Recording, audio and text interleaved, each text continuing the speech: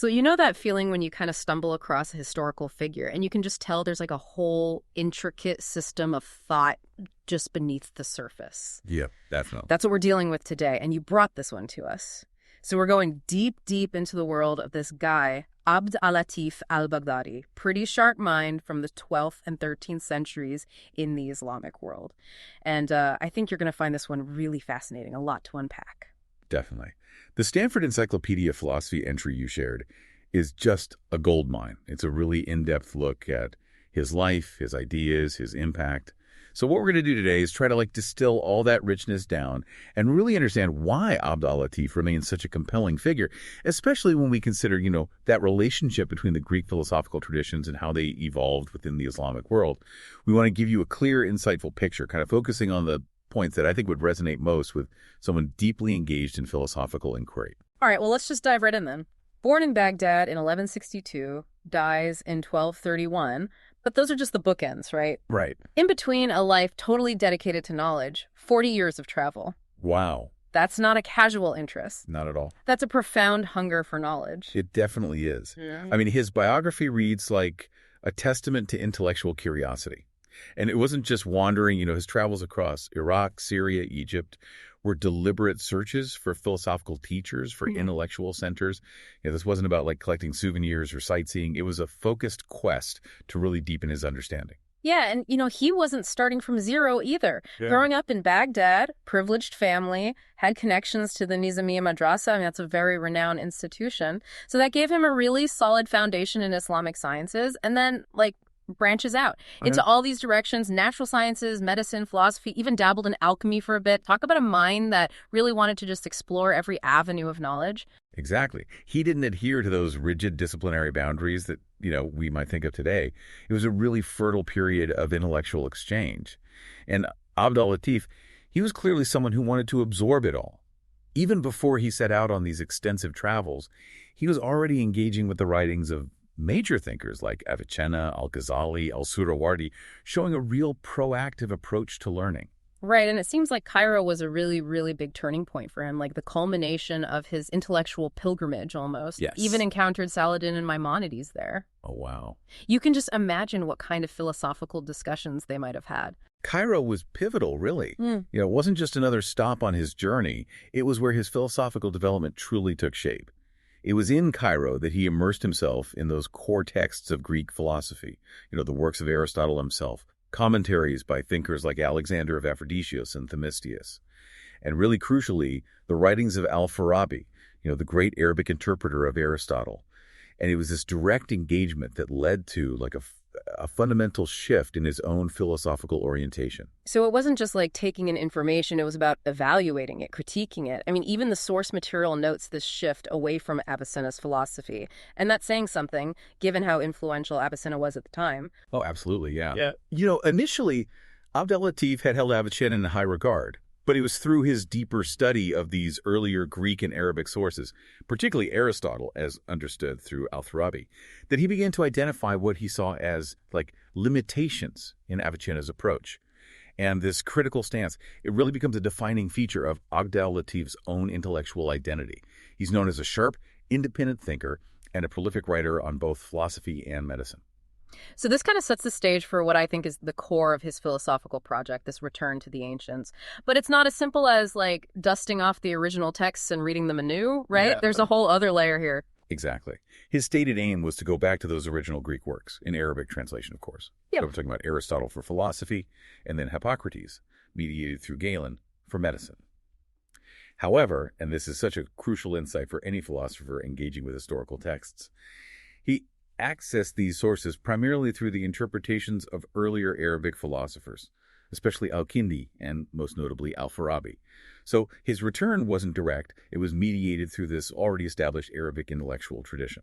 Makes sense. He's not operating in a vacuum. He's working within a pre-existing tradition of how to interpret these ancient ideas. And the source mentions his particular appreciation for the methods, of Plato and Aristotle as presented by al-Farabi. So what aspects of their approach, what resonated so strongly with him, especially from a philosophical standpoint? He valued their systematic and progressive methods of investigating philosophical areas. Al-Farabi, in works like Philosophy of Plato and Aristotle, presented these ideas in a very structured and coherent manner. And Abd al-Latif, he saw this as the correct approach to philosophical inquiry. Building knowledge rigorously, step by step, through these well-defined methods. And for him, it wasn't just a purely abstract intellectual exercise either. It had real implications for how we understand ourselves as humans and how we should live. The source mentions his view that it all begins with understanding human perfection, the attainment of knowledge, and the cultivation of a virtuous life. Exactly. Theoretical understanding wasn't divorced from practical concerns for him. He thought as the very foundation for living an ethical and political life. He even makes this very striking assertion that ignorance is basically equivalent to a beastly existence, really emphasizing the vital role of the pursuit of truth in human flourishing. A life without this intellectual quest was, to him, fundamentally subhuman. And he even draws a connection to Plato's political philosophy here, right? That concept of justice within the ideal city-state, and al-Farabi's reading of Aristotle, where knowledge is seen as crucial for both physical well-being and as an intrinsic good, something to be valued for its own sake. He does. He viewed Plato's ideal state as one where justice enables the perfection of the soul, where citizens are educated in both divine and natural knowledge, and that leads to virtuous lives. And from al-Farabi's reading of Aristotle, he takes this idea that humans naturally desire two kinds of knowledge: practical knowledge for survival, but also that inherent satisfaction that comes from intellectual comprehension, just knowing for the sake of knowing. But the starting point for all of this is sensory experience. Yes. The source mentions Aristotle's science of nature as that initial grounding. Absolutely. He recognized the foundational role of sensory observation, aligning himself with Aristotle's emphasis on the study of the natural world. But it wasn't the endpoint for him. He also emphasized the indispensable role of intellect, and particularly the concept of an active intellect as the ultimate perfection and telos for humanity. This active intellect, conceived as, always being in a state of actuality and never merely potentiality, served as a model towards which human intellect should aspire. So that all kind of helps clarify why he became such a vocal critic of the so-called moderns, particularly Avicenna and Al-Razi. He saw them as really diverging from the sound, well-founded approach that was laid out by the ancients. Right. He drew this sharp distinction between what he considered the superior methodology of the ancients and the kind of shortcomings he perceived in later thinkers. And his criticisms, they were often quite detailed and forcefully made. Let's unpack that a bit. Let's start with Avicenna. It seems like he had a whole laundry list of concerns. One of the big ones, though, was this feeling that Avicenna hadn't really presented a fully comprehensive philosophical system, particularly when it comes to practical philosophy. Yeah, that's right. Abd al-Latif argued that even in his massive Kitab al-Shifa, the Book of Healing, Avicenna had kind of neglected significant areas of practical philosophy, specifically, things like Plato's Republic and Aristotle's Ethics and Politics. And he saw this omission as a really fundamental flaw, suggesting, that Avicenna had a limited appreciation for the full scope of philosophical inquiry, including its ethical and political dimensions. He also had issues with Avicenna's understanding of Aristotle's epistemology. Oh, right. And particularly that principle of beginning with what is more knowable to us. Seems like he felt Avicenna had gotten the order wrong, like discussing zoology, for example, after the study of the soul. That's right. Abd al-Latif felt that Avicenna had misunderstood this core Aristotelian principle, this idea of moving from the more evident to the less evident in our investigations. And he considered Avicenna's ordering of topics like zoology as evidence of this flawed epistemological understanding. His criticisms weren't just limited to the content either. He even criticized Avicenna's writing style, like pointing out these repetitions between works like the Kitab al-Shifa and the Kitab al-Najat. Mm-hmm.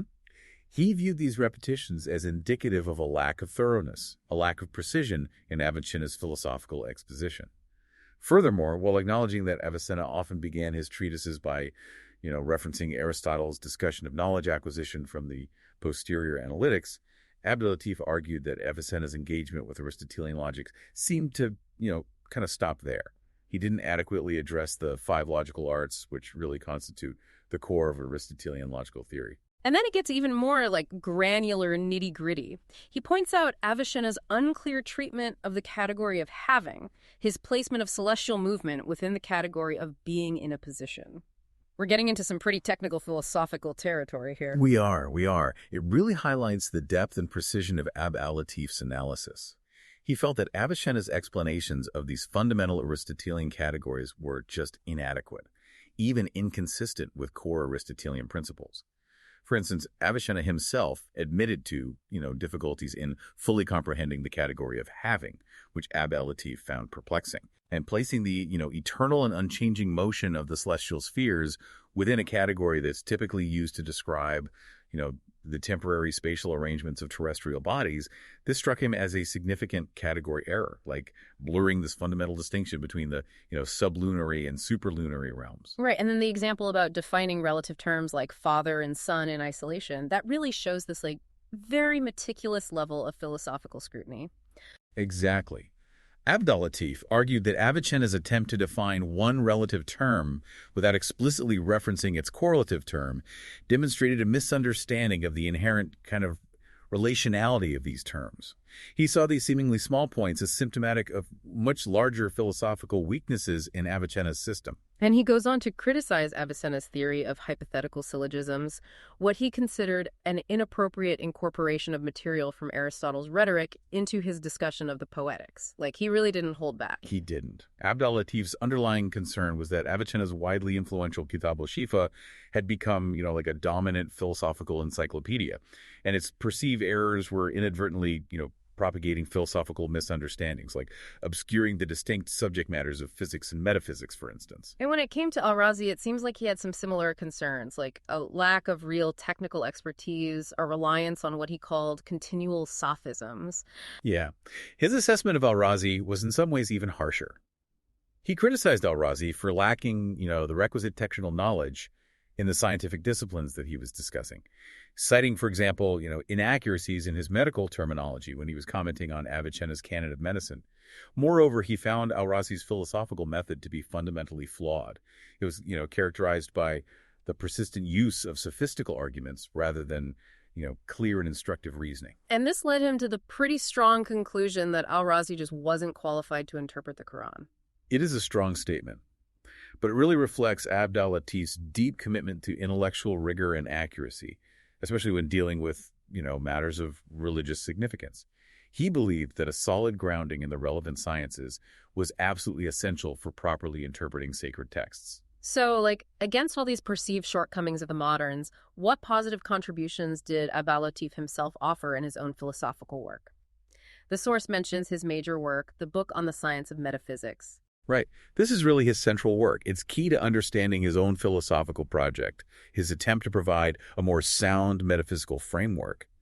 And significantly, it follows the structure of al-Farabi's enumeration of the sciences, which again shows the profound influence of al-Farabi on his intellectual approach and his understanding of, the proper organization of knowledge. And it's divided into 3 sections: the study of beings and their accidents. Mm-hmm. Principles of definition and demonstration. Right. And then a whole exploration of the hierarchy of immaterial realities, culminating in the first cause, which he identifies with God. Sounds pretty comprehensive, systematic. It is. And he engages extensively with Aristotle's metaphysics in it. Yeah. Paraphrasing, analyzing many of his books, particularly Lambda, which deals with, the unmoved mover and the first principles of being. And there's also this clear and significant influence from Themisius's interpretations of Aristotle's metaphysical ideas. The source also mentions his incorporation of Alexander Erebus's On the Principles of the Universe. How does that fit in? That reflects his broader aim to really synthesize, different but compatible strands of that Greek philosophical tradition as it had been transmitted and developed within the Arabic intellectual world. Alexander Erebus's work, it provided him with another valuable perspective on those fundamental principles governing the cosmos. So he views metaphysics as the first science because it establishes the foundational principles for all other sciences and investigates the ultimate first principle, which, he identifies with God. Pretty standard view within that philosophical tradition, right? It is. It aligns with that traditional understanding of metaphysics as the foundational discipline underpinning all other areas of knowledge. For al-Latif, this first principle is understood as pure being, the first mover, the ultimate final cause. Really like a synthesis of key Aristotelian concepts, Neoplatonic ideas about emanation, and the core tenets of Islamic monotheism. Wow, he even tackles providence, drawing on Alexander of Aphrodisias and Themisius, trying to reconcile different philosophical perspectives on God's knowledge of the world and that whole problem of evil, which, is a philosophical challenge that never goes away.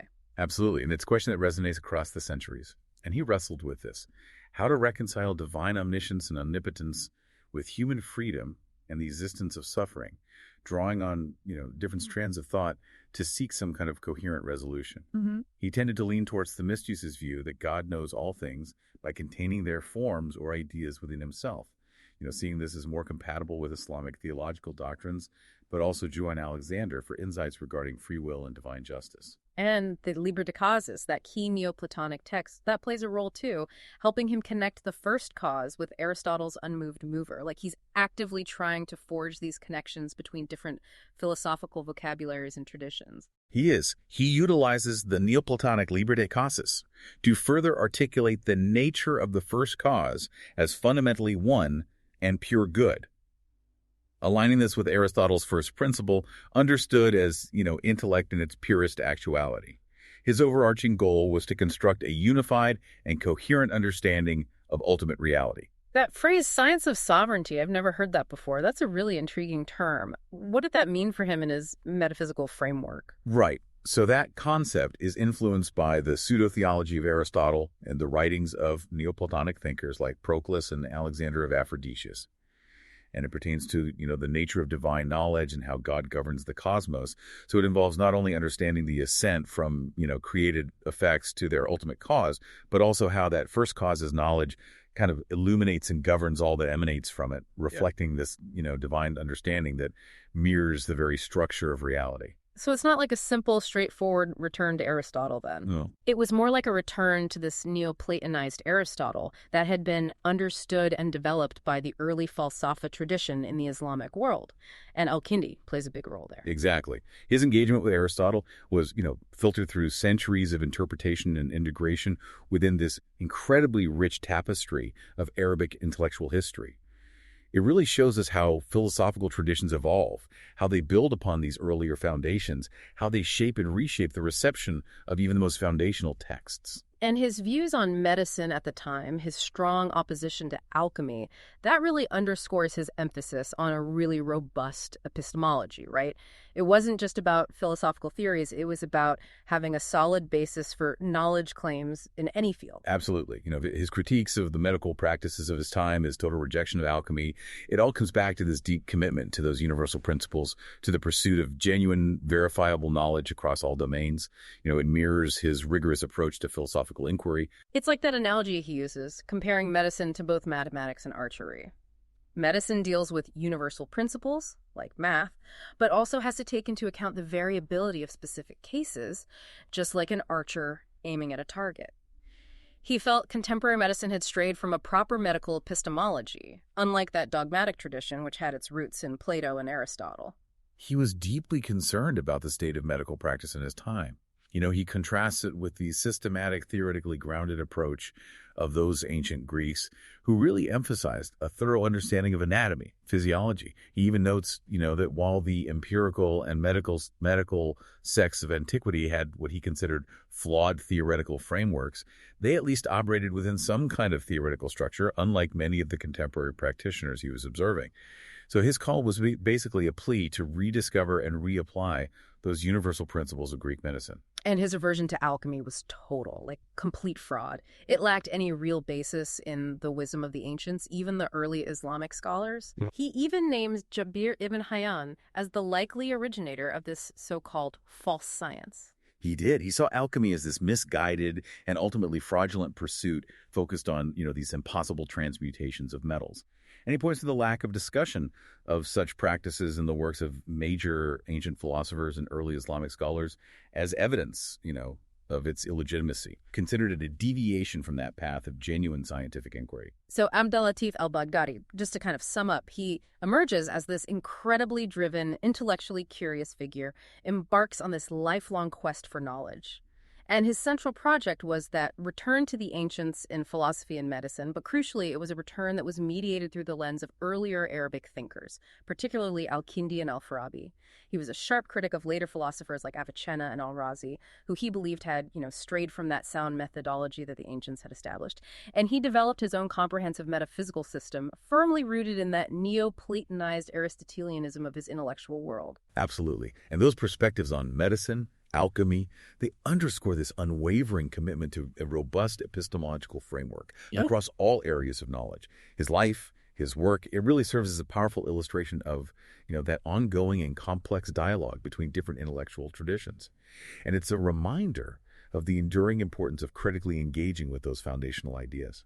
And for you, our listener, someone who clearly shares this interest in philosophical inquiry, al-Latif's journey shows us that engaging with foundational ideas is an ongoing process. It's not static. And it's so crucial to not just accept these established authorities at face value. We have to constantly reevaluate, critique even the most influential thinkers within their historical and intellectual context. And it really highlights how our understanding of even those original sources is shaped by the layers of interpretation that come before us.